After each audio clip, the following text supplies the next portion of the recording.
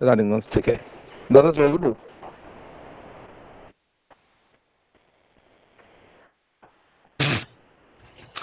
আপনারা তো বিষয় সম্বন্ধে কিছু আগামী 25 মিনিট আপনি করুন দাদা।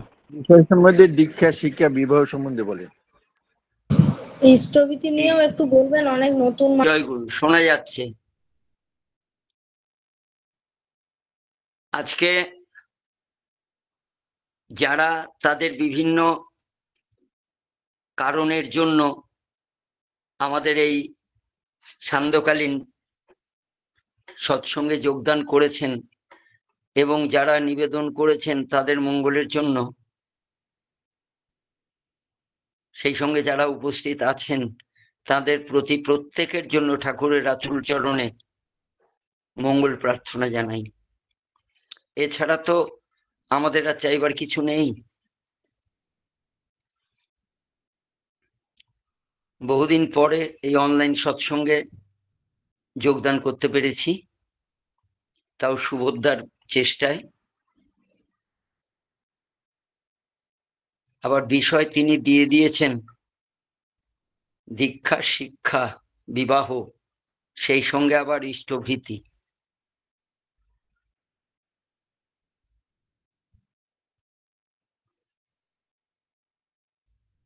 দীক্ষাটা তো আমরা প্রত্যেকেই গ্রহণ করেছি, সেটা আমরা প্রত্যেকে অনুভব করতে পারি। যারা এখানে যোগদান করেছেন তাদের প্রত্যেকের ভেতরে সেই ভাব যদি না থাকতো, তেমন চাহিদা যদি না থাকতো, তেমন টান যদি না থাকতো, তাহলে এখানে কেউ যোগদান করতে পারতো না। সুতরাং যারা শুনছেন তাদের প্রত্যেকের কাছে আমার একটাই বিনীত অনুরোধ, আমিও জেনে আপনাদের মতো তার শ্রীচরণে তার ডাক পেলে সব সময় উপস্থিত হতে পারি। আমার এখন বয়স 75+, কিন্তু আমি সারা দিন ছুটি। কিভাবে ছুটি আমি নিজেও জানি না। মাঝে মাঝে মনে হয় যে এই দীক্ষা নেওয়ার জন্যেই বোধহয় এই জোরটা আমি পাচ্ছি, তা না হলে পেতাম না। বর্তমানে পৃথিবীতে 750 কোটি মানুষ। এই 750 কোটি মানুষের মধ্যে সদ্গুরুর দীক্ষা লাভ করেছেন হয়তো খুব কম মানুষ।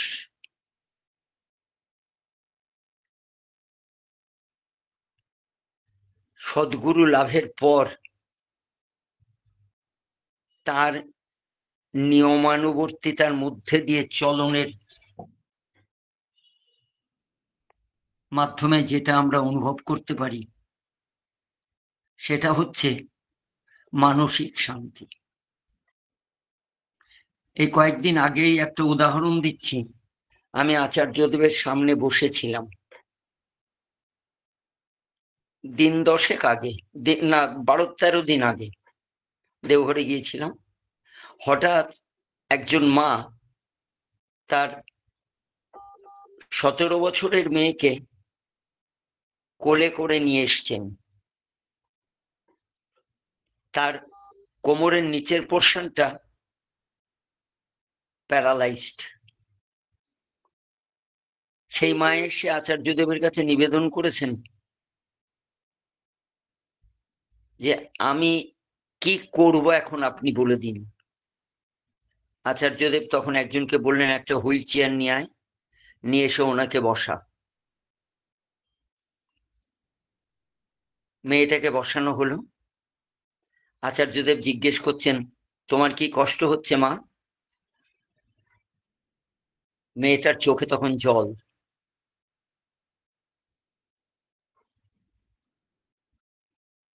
সে মৌনভাবে বোঝাতে চাইছে যে আমার তো আর জীবনে কিছু নাই। আচার্যদেব তখন তার মাকে জিজ্ঞেস করলো কি করে ও? বলছে 12 ক্লাসে পরীক্ষা দেবে, এমনি পড়াশোনায় ভালো। আচার্যদেব তখন পরপর কয়েকটা গল্প বলে গেলেন মেয়েটাকে প্রেরণা দেওয়ার জন্যে। তার কোমরের নিচের দিকটা প্যারালাইজড, চলৎ শক্তিহীন। তাকে তিনি এমন ভাবে এনকারেজ করলেন, প্রথমেই বললেন, অন্ধ কবি হোমারের নাম শুনেছিস? ইলিয়াড ওডিসি যার লেখা মহাকাব্য, তিনি রচনা করেছেন। কুম্ভকর্ণের নাম শুনেছিস? রাবণের ভাই কুম্ভকর্ণ, যুদ্ধের সময় লক্ষণ তার দুটো হাত দুটো পা কেটে দিল।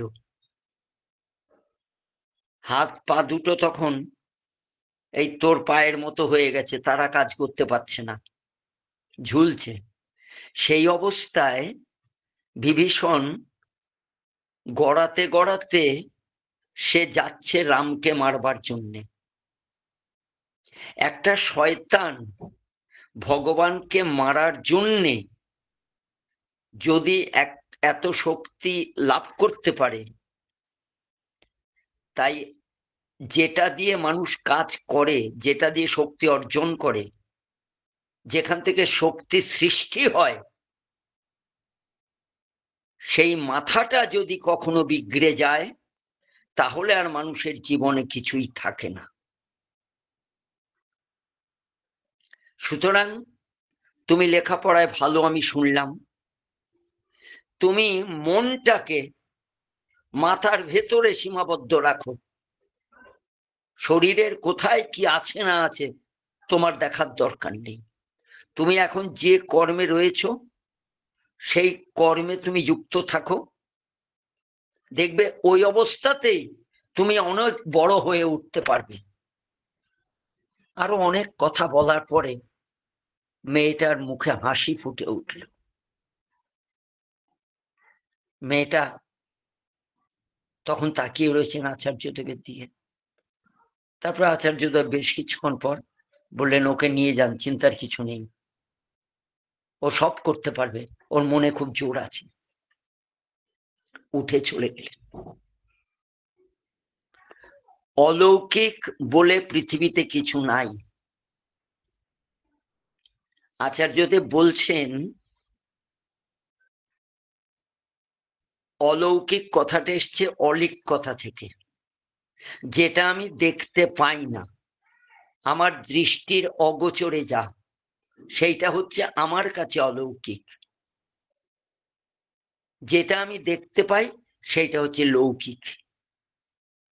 কিন্তু আমি যেটা দেখতে পাই না, সেটা আবার আরেকজন দেখতে পায়। আমার মুখটা আমি দেখতে পাই না, আরেকজন দেখতে পাচ্ছে, তার কাছে এটা লৌকিক।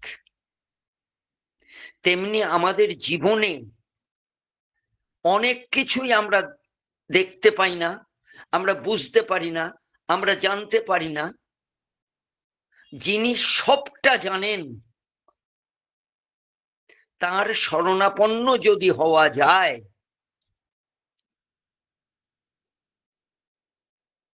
তাহলে জীবনে প্রাপ্তি বলে আর কোনো কিছু বাকি থাকে না, সবটাই পাওয়া যায়। তবে সবার আগে যেটা করতে হয়, আত্মসমর্পণ করতে হয়। আমরা তো পুরোপুরি তার উপরে নিজেকে ন্যস্ত করি না। ঠাকুর এক জায়গায় বলছেন, সর্বস্ব দিয়ে দাও, যথা সর্বস্বের অধীশ্বর হবে।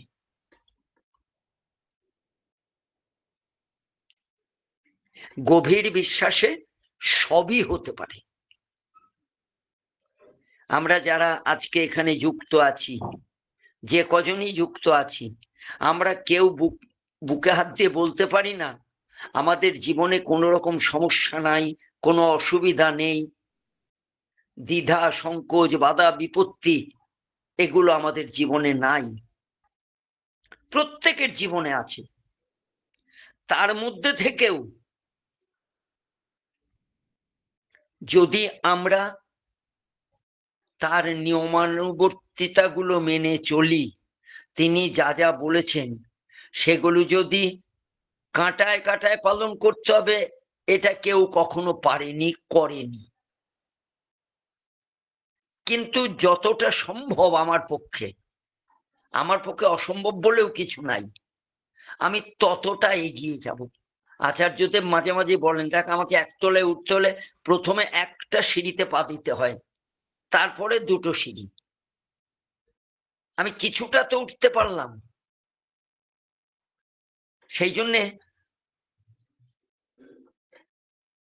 আমাদের একটাই কাজ, বর্তমানে তিনি যা বলেছেন সেইটা।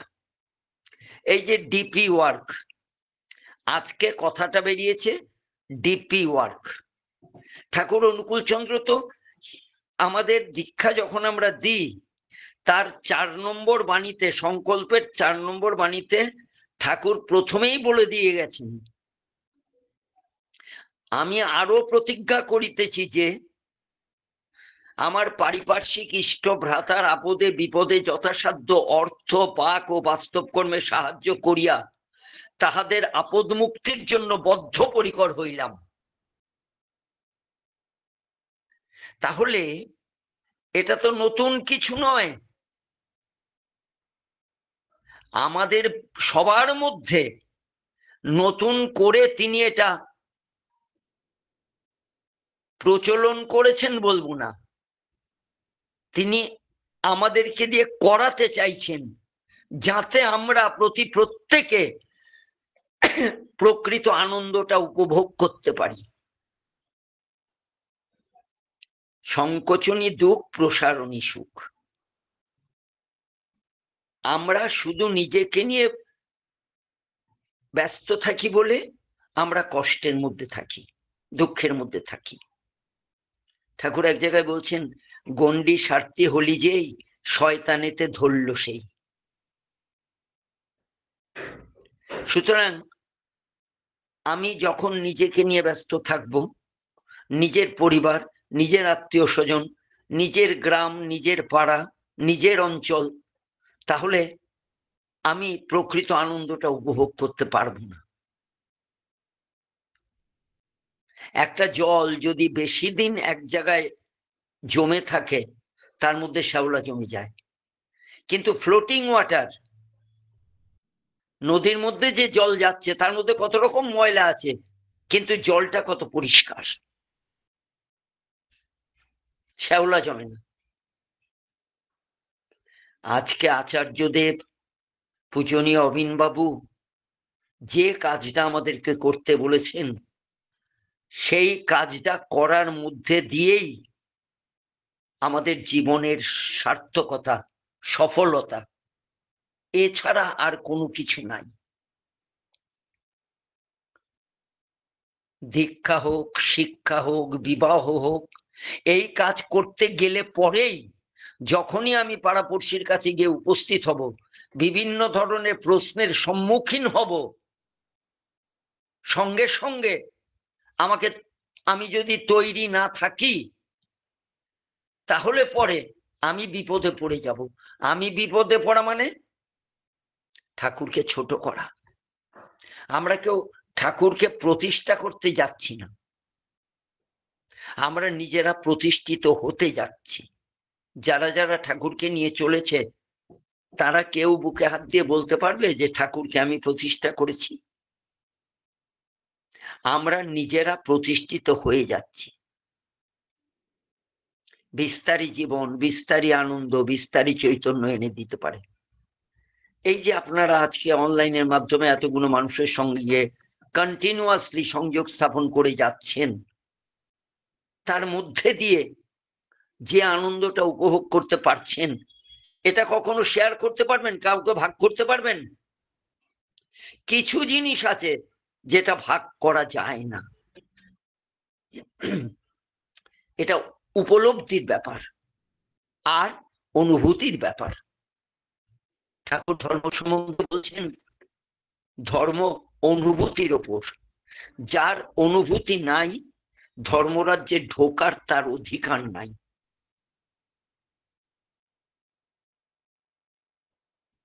আমি কি হলাম, কি হব, কি করলাম, কি করব, আমার কোনো প্রয়োজন নাই।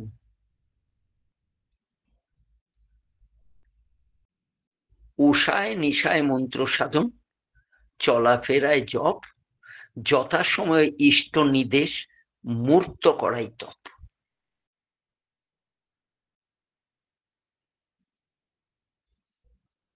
ইষ্টের যে নির্দেশ আসবে, নট নির্দেশ, নির্দেশ, ইষ্ট নির্দেশ মূর্ত করাই তপ। মানুষের জীবনের প্রকৃত তপস্যা হচ্ছে এই একটাই, তিনি যখন যেটা বলেন সেইটা করা। আর এই যে একটু আগে আপনারা প্রত্যেকে নাম করলেন, সকালে সন্ধে একটু নাম করা, আর তো তিনি কিছু করতে বলেননি, তিনি তার জন্য কিচ্ছু করতে বলেননি। আমেরিকার এক সাহেব যখন আমেরিকায় ফিরে গেল, তিনি যাওয়ার সময় বলছেন, ঠাকুর আমি ওখানে যাচ্ছি, আমার ইচ্ছে আপনাকে আমি সেখান থেকে গিয়ে কিছু পাঠাই, আপনি বলুন ঠাকুর আমি কি আপনার জন্য পাঠাবো। ঠাকুর ফেল ফেল করে তাকিয়ে রয়েছেন, আর সেই আমেরিকানবাসী তিনিও তখন তাকিয়ে রয়েছেন যে ঠাকুর একটা কিছু চাইবে, যাতে এখানকার এই আশ্রমটা আরো উন্নতি লাভ করতে পারে। কারণ খুবই দারিদ্রতার মধ্যে দিয়ে তো ঠাকুরকে চলতে হয়েছে।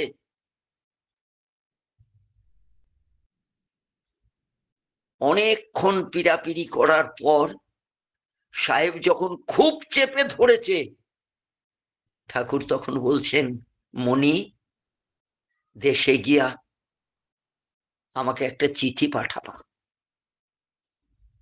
মাসে মাসে আমাকে একটা চিঠি পাঠাবা, মাসে মাসে আমাকে একটা চিঠি পাঠাবা। এই তো তার চাওয়া, তোমার কুশল সংবাদ দিবা।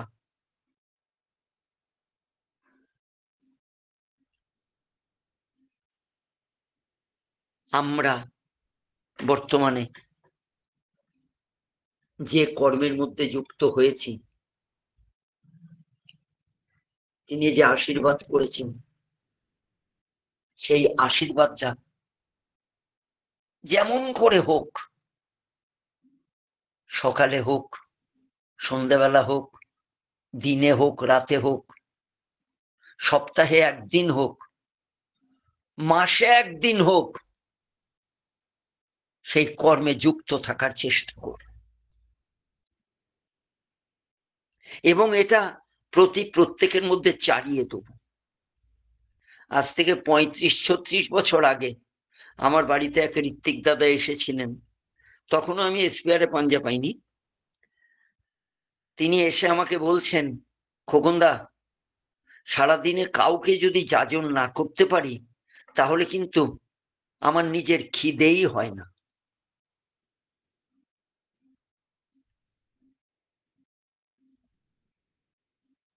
আচার্যদেব নিজে সকাল থেকে রাত পর্যন্ত একই কাজ করে চলেছেন। প্রার্থনা করে উঠতেন, আমি দেখতাম পূজ্যপাদ দাদাকে, আচার্যদেবের বাবাকে, মানে আমি যখন থেকে দেখেছি তাকেই দেখেছি, শ্রী শ্রী বরদাকে তো প্রার্থনা করতে আসতে দেখিনি। তার পরবর্তী সময়ে 1985-86 সালের পর থেকে পূজ্যপাদ দাদাই আসতেন। তিনি প্রার্থনার পরে চলে যেতেন, কোনো আলোচনা তিনি করতেন না। বর্তমানে পূজ্যপাদ আচার্যদেব প্রতিদিন প্রার্থনার পর যে পুস্তকগুলো পাঠ হলো তার মধ্যে থেকে ধরে ধরে ধরে ধরে তিনি সবাইকে নিয়ে বসছেন। যেমন আগে শ্রী শ্রী বরদা করতেন, ঠাকুর করতেন, তেমনি ভাবে তিনি আবার শুরু করেছেন। সেখানে ডাক্তার স্বপন বিশ্বাস, তরুণদা, মুকুলদা, ডাক্তার স্বপন মণ্ডল, ভালো ভালো যারা উচ্চ শিক্ষিত, আমার মতো ন্যাওটা নয়, সেই সব মানুষ বসে থাকে। তাদেরকে তিনি একটা একটা করে প্রশ্ন করেন। একটা ছোট্ট প্রশ্ন, সেদিন সত্যানুসরণে দয়া কথাটার পাঠ করা হয়েছিল। হঠাৎ তিনি জিজ্ঞেস করছেন, সেদিন আমি ছিলাম, বলছেন, তরুণদা, ঠাকুর এখানে দয়া শব্দের অর্থটা কি বোঝাতে চেয়েছেন? দয়া মানে কি? আমরা সাধারণত জানি দয়া মানে দিয়ে পাওয়া। তারাও প্রত্যেকে কয়েকজন, আমি একটু দূরে বসেছিলাম, সব কথাগুলো শুনতে পাইনি, তারাও সেরকম প্রত্যেকে উত্তর দিল, তার মন ভরল না। আচার্যদেব বলছেন, আমার মনে হয় ঠিক ঠাকুর যেমন বলতেন প্রত্যেকটা কথার মধ্যে, আমার মনে হয় এইটা করা ভালো, তেমনি আচার্যদেব বলছেন, আমার মনে হয় দয়া করা মানে তাকে রক্ষা করা। যে তাকে রক্ষা করে তিনি তখন দয়া ভাবের উদ্বোধন করেন। কি অপূর্ব কথা! আমরা যখন যাজন করতে যাব, আমরা যখন ডিপি ওয়ার্ক করতে যাব, আমাকে নিজেকে কিছু স্টাডি করতে হবে প্রতিদিন, প্রতিনিয়ত। ছোটবেলায় পড়তাম, দেয়ালেরও কান আছে। যাজনের জন্য যদি কোনো মানুষকে আমি সারাদিনে দেখতেও না পাই, একা একাও বসে বসে আমি আলোচনা করব।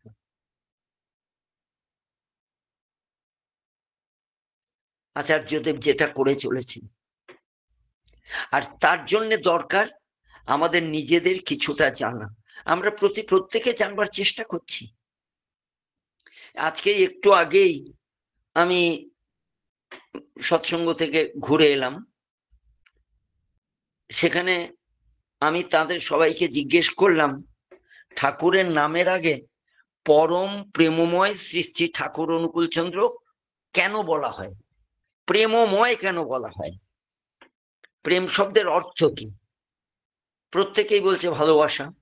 প্রত্যেকে একই উত্তর, প্রেম মানে ভালোবাসা। একটা ছেলে একটা মেয়েকে প্রেম করে, একটা বাবা তার মেয়ের সঙ্গে তো প্রেম করে না, ভালোবাসে। তখন আমরা প্রেম কথাটা ব্যবহার করি না। প্রেম যদি ভালোবাসাই হবে, একটা বাবা যখন তার মেয়েকে ভালোবাসছে, তখন আমরা বলছি বাবা তার মেয়েকে ভালোবাসে, প্রেম করে না। আবার একটা ছেলে যখন একটা মেয়ের সঙ্গে মেয়েকে ভালোবাসে, তখন আমরা বলি প্রেম করে। এখানে প্রেমের অর্থটা কি সেটা আমাকে জানতে হবে। কেউ যদি প্রশ্ন করে বসে, তোমরা ঠাকুরের নামের আগে পরম প্রেমময় শ্রী শ্রী ঠাকুর অনুকূলচন্দ্র কথাটা কেন বলো, আমরা কি উত্তর দেব? এখানে ঠাকুর এই প্রেম শব্দের অর্থটা কি বোঝাতে চেয়েছেন? তিনি এক জায়গায় লিখছেন, প্রেম শব্দের অর্থ হচ্ছে সর্বজীবে যার সমভাব। সর্বজীবে যার সমভাব। উদাহরণস্বরূপ আমরা বলতে পারি, ঠাকুর ঘোড়ার গাড়ি করে আসছেন, ঘোড়াটাকে চাবুক মারা হলো, ঠাকুর সহিষ্কে বারণ করলো চাবুক মারতে, পরপর 3 বার চাবুক দিয়ে মারলো। ঠাকুর ঘোড়া গাড়ি থেকে নেমে হেঁটে বাড়িতে চলে এলেন। যখন চান করতে গেলেন, যে সেবক তেল মাখাচ্ছিল সে বলল, ঠাকুর আপনার পিঠে 3টে চাবুকের দাগ, কালশিটে পড়ে গেছে, কে মেরেছে? ঠাকুর বলছে, হতেই পারে না, আমার পিঠে চাবুকের দাগ কেন আসবে? কেউ আমাকে মারেনি। সেই সেবক যখন চেপে ধরেছে, ভক্ত যখন চেপে ধরেছে, সত্যি করে বলুন ঠাকুর কে মেরেছে? ঠাকুর স্বগতোক্তি করলেন, কনফেস করলেন স্বগতোক্তি করে, দেখ না, ঘোড়াটাকে মারতে বারণ করলাম, তাও ঘোড়াটাকে মারল। তখনও তিনি স্বীকার করছেন না যে এই দিন দুনিয়ার মালিক তিনি।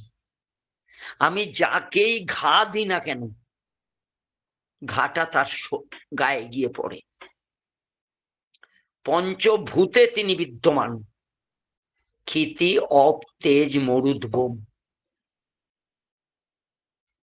সমস্ত কিছুর মধ্যে তিনি রয়েছেন।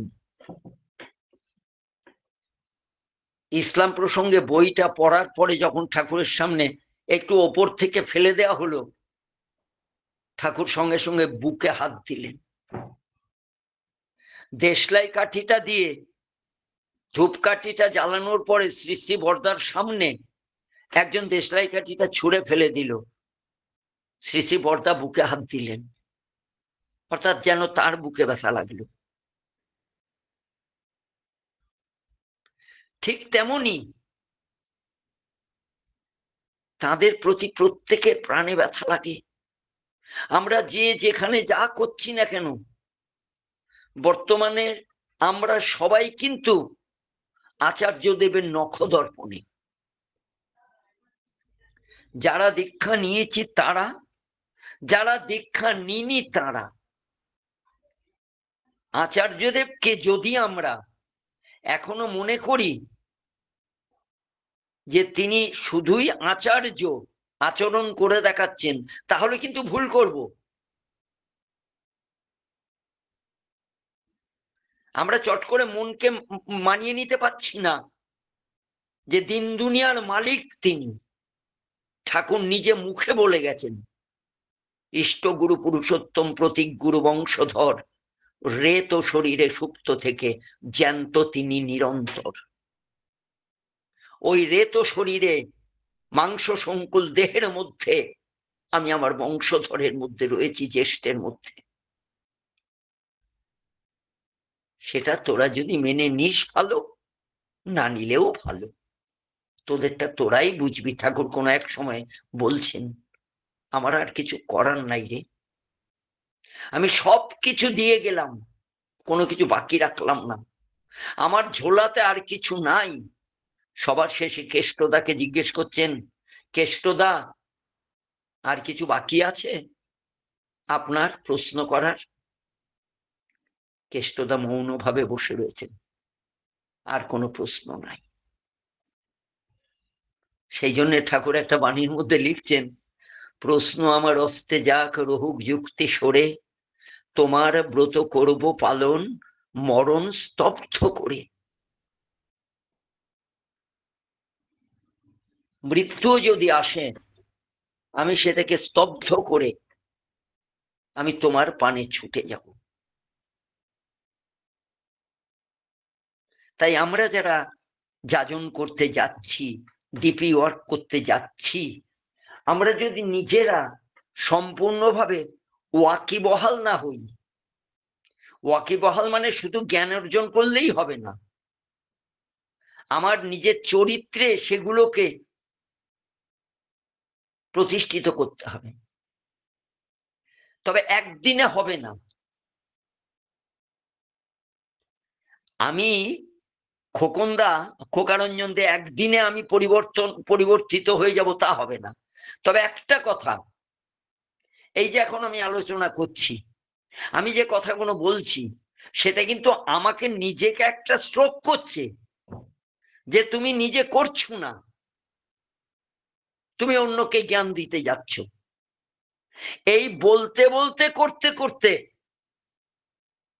কতটা হয় আমি জানি না, তবে ঠাকুর রামকৃষ্ণ থেকে বলতেন, দেখ আগেকার দিনের ছেলেরা মেয়েদের অভিনয় করত, তুই মা কালীকে নিয়ে অভিনয় কর, ভালো লাগে না বলে মা কালীর কাছে থাক।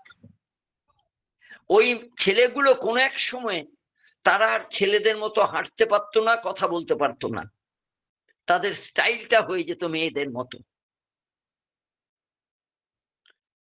তিনি আবার উদাহরণস্বরূপ কোনো কোনো জায়গায় দেখিয়েছেন, একটা চোরকে এক সাধু বাবা বলল, তুই আমার এখানে বস, তোর চুরি করার দরকার নেই, আমি 7 দিন থাকবো না, তুই এখানে 7 দিন বসে থাকবি চাদর ঢাকা দিয়ে। আমি তো এখানে থাকতাম, অনেক মানুষ অনেক কিছু দিয়ে যেত, তুই থাক। 7 দিন পরে চোরটা দেখতে পাচ্ছে অনেক টাকা পয়সা হয়ে গেছে। তখন সেই চোরটার মনে পরিবর্তন এসছে, আমি নাটক করেছি, সং সেজেছি, নকল সাধু সেজে বসে আছি, তাতে যদি আজকে আমার এত পয়সা আসে, তাহলে আমি সত্যি সত্যি সাধু যদি হই, তাহলে আমি কি পাবো? ঠাকুর সত্যানুসরণে এক জায়গায় বলছেন যে তোরা যা চাইবি তাই পাবি, যা চাইবি তাই পাবি। কি মারাত্মক কথা, যদি আমরা তার হতে পারি। আর আমি হয়েছি কিনা, হচ্ছি কিনা আমার দেখার দরকার নেই তো। প্রয়োজন হলে অভিনয় করব, নকল সাধু সাজবো, তাতেও দেখা যাক না, ফলটা খারাপ হবে না কখনো। তার ভাবে ভাবিত থাকতে হবে। তিনি যেটা বলেন, আমি যে সবটা করতে পারবো তা তো নয়। এই যে ইষ্টভৃতি, আজকে আমরা যারা এখানে বসে আছি, যে কজন আমরা এখানে যুক্ত হয়েছি, আমি জানি না আমরা 88 জন যুক্ত হয়েছি। আমরা না 6 জন বাদ দিয়ে 88 জন, 6 জন আর 88 জন, 94 জন আমরা যুক্ত হয়েছি। আমরা বুকে হাত দিয়ে কজন বলতে পারি আমরা ইষ্টভৃতি ঠিক মতো করি? কজন আছি আমরা এখানে বসে? যদি কেউ আপনাদেরকে জিজ্ঞেস করে ইষ্টভৃতি কেমন করতে হয়, আমি অনেক মানুষকে নাম দিই, দীক্ষা আমি দিই না, দীক্ষা দেন ঠাকুর। নাম দেওয়ার সময় আমি বলে দিই, 1 টাকা দিয়ে বললাম প্রত্যেকদিন তুমি এইটা ভোগ দেবে ঠাকুরকে। আবার অনেকেই বলে যে ওই 1 টাকা দিয়েই করা। সত্যি কি তাই? তখনকার দিন ঠাকুর একজনকে বলেছিলেন তুই যোগর্গ করবি, গোড়াদার বাবা বলরাম দাকে, 1964-65 সালে। ওনার মাইনে ছিল তখন ওই 150 থেকে 200 টাকা, সরকারি চাকরি করত। ঋষি প্রসাদ ঘোষ আলোচনার সম্পাদক যিনি, তার বাবাকে ঠাকুর বলেছিলেন তুই কাল থেকে যোগর্গ করবি, যোগর্গ মানে 5 টাকা করে তুলে রাখবি। সবাই তাকাচ্ছে ঠাকুরের দিকে। ও 150 থেকে 200 টাকা মাইনে পায়, ওর 3টে ছেলে 3টে মেয়ে, গোড়াদারা 3 ভাই 3 বোন, একা রোজগেরে উনি। দেশে একটু জায়গা জমি আছে বর্ধমানের বড় বৈনানে। ঠাকুর ওকে বলছে 5 টাকা করে ইষ্টভৃতি করতে। সবাই মুখ চাওয়াচাই করছে, ঠাকুরকে বলতে সাহস পাচ্ছে না যে এটা আপনি কি করলেন। ঠাকুর চুপ করে বসে আছেন। বলরাম দাকে বললেন, বলরাম দা ঘাড় নাড়লো, বললো আজ্ঞে আপনি যা বলবেন তাই। তার মধ্যে থেকে কয়েকজনে ফিসফাস করে বলতে আরম্ভ করলো, ও 150-200 টাকা মাইনে পায়, আপনি যে 5 টাকা করে যোগর্গ করতে বললেন, ও কি করতে পারবে? তাহলে ওর সংসারটা চলবে কি করে? ঠাকুর কোনো প্রত্যুত্তর দিচ্ছেন না। অনেকক্ষণ চুপ করে বসে থাকার পর ঠাকুর হঠাৎ বললেন, একটা কথা বলবো? আপনারা তো প্রত্যেকেই কম বেশি রোজগার করেন, আপনাদের আয়ও আছে কিছু, তা আপনারা কাজ করতে পারেন তো, প্রত্যেকে কিছু কিছু করে দিলে পরে বলরামের সংসারটা চলে যায়। যখনই ওই কথাটা বলা, প্রত্যেকে নিজেদের দিকে চোখাচুকি করছে। 2-1 জন আস্তে আস্তে উঠে যেতে আরম্ভ করেছে। এই করতে করতে দেখা গেল বলরামদার পাশে আর কেউ নাই, সবাই উঠে চলে গেল। ঠাকুর বললেন, শোনেন, আমি যখন কইছি বলরাম সেটা করবে। বলরামের 3 ছেলে, 3 ছেলে ঋত্বিক হয়েছে, তার 3 মেয়ে, 3 মেয়ের জামাইরা ঋত্বিক। আজকে এই আজকের দিনে বলরামদার বড় ছেলে নেই, মারা গেছে, বড় মেয়ে মারা গেছে। বড় মেয়ে হচ্ছে স্বপন মণ্ডল, ডাক্তার স্বপন মণ্ডল, যিনি গান গান, তার মা।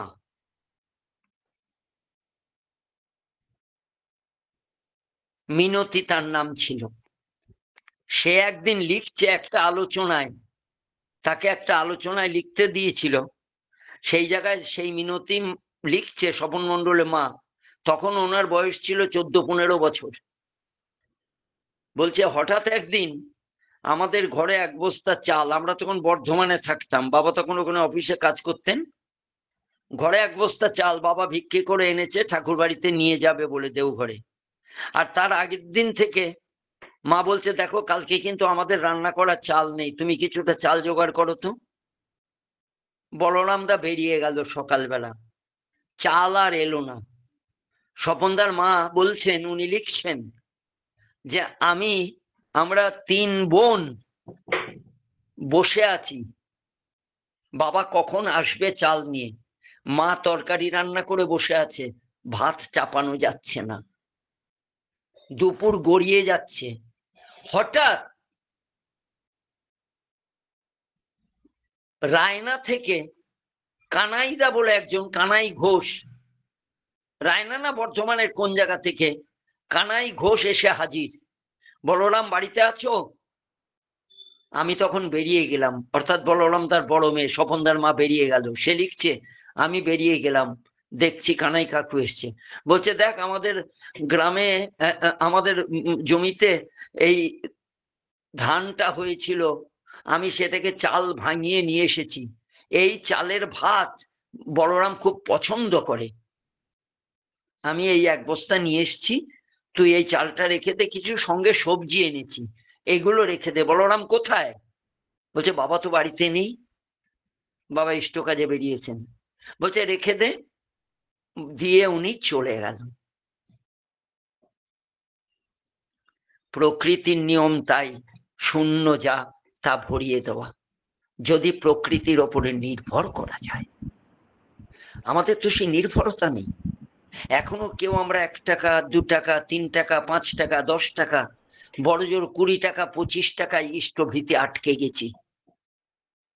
ঠাকুর ইষ্টভৃতি সম্বন্ধে যখন বললেন, তাহলে বলি, ঠাকুর এক জায়গায় বলছেন, দৈনন্দিন আহার্য যেমন ইষ্টভৃতি রাখিস তেমন, এটাও জানিস নেহাত কম, এর কমে কি নয় বিষম। আমরা যারা 88 জন এই অনলাইনে যোগ দিয়েছি, বুকে হাত দিয়ে কজনে বলতে পারি আমি সারাদিনে যে খাবার খাই সেটা ঠাকুরকে দিই? সেই একটা মূল্য ঠাকুরকে দিই, তাতেই আমাদের এত জোর, এত আনন্দ। আর যদি সত্যি সত্যি করি, তবে কত আনন্দ পাবো। আপনারা তো প্রত্যেকে নাম ধ্যান করেনি। এই যজন যাজন ইষ্টভৃতি সম্বন্ধে আর নতুন করে বলার কিছু নাই, শুধু একটাই প্রত্যেকের কাছে অনুরোধ, প্রত্যেকে চেষ্টা করবেন। এই যে ডিপি ওয়ার্কের ব্যাপারটা বললেন, ঠাকুর আগেই বলে দিয়েছেন যাজন, আপনারা তো নাম ধ্যান প্রত্যেকে করেনি। আর ইষ্টভৃতিটাও প্রথমে মনে হবে, আমি আজকে যদি 50 টাকা দিই ঠাকুরকে, কালকে জোগাড় হবে তো? একদম ভাববেন না। ভাবছো বসে চলবে কি? সে ভাববার তুমি কে? ভাববার যিনি ভাবছেন তিনি, তুমি ভাবো তাকে। একবার দিয়েই দেখো না। ওই বলরামদার বাড়ির মতো, তরকারি রান্না করে আসছে, ভাত নাই, বর্ধমান থেকে একজন এসে বলছে চালটা নাও। এটা বলরামদার বাড়ি নয়, ননী চক্রবর্তীর নাম শুনেছিলেন, সেক্রেটারি ছিল। তার বউ একদিন এসে সকালবেলা বলছে, কালকে ছেলেটার পরীক্ষা, ঘরে কিন্তু চাল নেই, তুমি আজকে রাত্রের মধ্যে, আজকে দিনের মধ্যে চাল পাঠাবে। দেওঘর আশ্রমে থাকতেন তারা। তার ছেলে ঋচিনন্দন চক্রবর্তী আলোচনাতে লেখে দেখবেন, এখন ননীদা মারা গেছে, সেই ননীদা নিজে মুখে আমাকে গল্প বলেছে যে হঠাৎ বউ এসে, ওখানেই সৎসঙ্গ কোয়ার্টারে থাকতেন, ওদের কোয়ার্টার দিয়েছিলেন, কিন্তু ননীদা বেশিরভাগ সময় ঠাকুরের কাছে থাকতেন। একদিন ননীদা ওই ঠাকুরের কাছে রয়েছেন, প্রার্থনার পরে স্বামী স্ত্রীতে দেখা হতো। তখন ননীদাকে এসে বলছে ননীদার স্ত্রী, দেখো কালকে সকালে ছেলেটা পরীক্ষা দিতে দেবে ঋচিনন্দন চক্রবর্তী, ঘরে তেমন চাল নেই, তুমি পাঠিয়ে দিও। ননীদা বলল, ঠিক আছে পাঠাবো। এটা হচ্ছে আগের দিন সকালের কথা। সারাদিন ঠাকুর ননীদাকে আর কোথাও যেতে দিচ্ছে না। তারপরের দিন সকালবেলা ননীদা ভাবছে, আজকে তো বউ এসে বলবে তুমি কাল পর্যন্ত চাল পাঠালে না, ছেলেটা কি করে পরীক্ষা দিতে যাবে। সকালবেলা ঠাকুরের পাশে শুয়েছিল ননীদা, বলছে চল মাঠ থেকে আসি। ঠাকুর সকালে প্রাতঃকৃত্য করতে বেরোলেন, ননীদা গারুটা আর গামছাটা নিল, পেছন পেছন ননীদা আসছে গারু গামছা নিয়ে, ঠাকুর মাঠে যাচ্ছে প্রাতঃকৃত্য করতে। হঠাৎ পেছন দিকে ঠাকুর তাকিয়ে দেখছে ননীদা আস্তে আস্তে আসছে। বলছে, এই ননী, তাড়াতাড়ি আয়, আমার জোরে পেয়ে গেছে। ননিদা দৌড়ে আসতে আরম্ভ করলো। আবার কিছুটা যাওয়ার পরে ঠাকুর বলছেন, এই ননি তাড়াতাড়ি আয়, আমার জোরে পেয়ে গেছে। ননিদা আবার এগোতে আরম্ভ করলো। তৃতীয়বার ঠাকুর দেখছেন ননি আবার আস্তে আস্তে আসছে, মানে চিন্তা করছে আমি এখনো চাল পাঠালাম না, বউটা এসে কি বলবে বাবা কে জানে। ঠাকুর পেছন দিকে তাকিয়ে বলছেন, এই শালা, মাক ছেলের চিন্তা যদি করবি তাহলে আমার গাড়ু গামছা তুই বইছিস কেন, জানা ওদের কাছে। ননিদা বলছেন, আমি দেখলাম ঠাকুর একটা তাল গাছের মতো লম্বা হয়ে গেল, আর সেই ওপর থেকে চোখের আলো দুটো আমার গায়ে এসে বিঁধছে, মনে হচ্ছে সূর্যের আলো, দুটো সূর্য যেন ঠাকুরের চোখ, লাখ লাখ পাওয়ারের আলো আমার গায়ে এসে পড়ছে। আমি একেবারে সেই জড়িয়ে গেলাম, ছোট্ট হয়ে গেলাম লিলিপুটের মতো ঠাকুরের কাছে। তারপর কিছুক্ষণ পরে চোখ বন্ধ করতেই দেখছি ঠাকুর আমার সামনে স্বাভাবিকভাবে দাঁড়িয়ে রয়েছেন। ঠাকুর বলছেন, চল হাট। ননিদা বলছেন, আমার অন্যায় হয়ে গেছে, আমি আর ভাববো না, পায়ে পড়ছি ঠাকুর। বলছেন, চল। এই হচ্ছেন তিনি। তার সম্বন্ধে আমরা কি বলবো বলুন তো? জয় গুরু দাদা। ঠিক আছে, আর কিছু বলতে হবে? হ্যালো, জয় গুরু দাদা। প্রত্যেকের মঙ্গল কামনা করে এখানে শেষ করছি। জয় গুরু। জয় গুরু, জয় গুরু, জয় গুরু। জয় গুরু মা, জয় গুরু।